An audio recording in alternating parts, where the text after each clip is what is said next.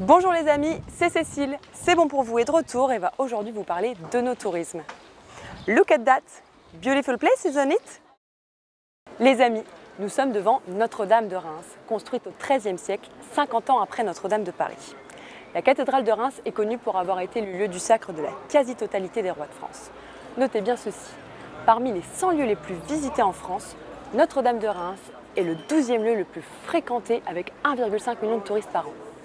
Rappelez-vous les amis, c'est bon pour vous est né du constat qu'il fallait expliquer le champagne avec pédagogie et sans compromis.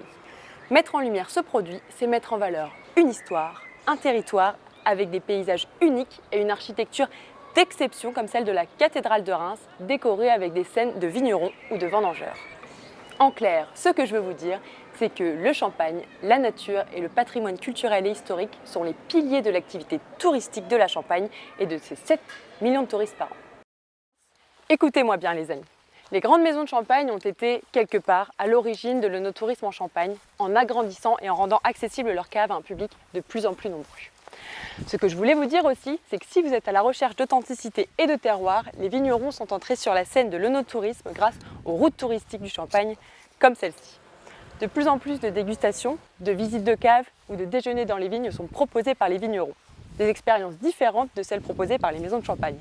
Par exemple, Xavier du Champagne Charbot-Frères, notre vigneron qui nous accompagne dans cette aventure, vous fait déguster ses champagnes et organise des visites de ses caves familiales personnalisées du lundi au samedi. Comme la famille Charbot à Congy, bon nombre de vignerons se sont engagés à vous recevoir pour vous faire découvrir leur histoire et leur vin. C'est bon pour vous à sélectionner l'une des 5 grandes routes touristiques du Champagne, celle d'Épernay et de sa région.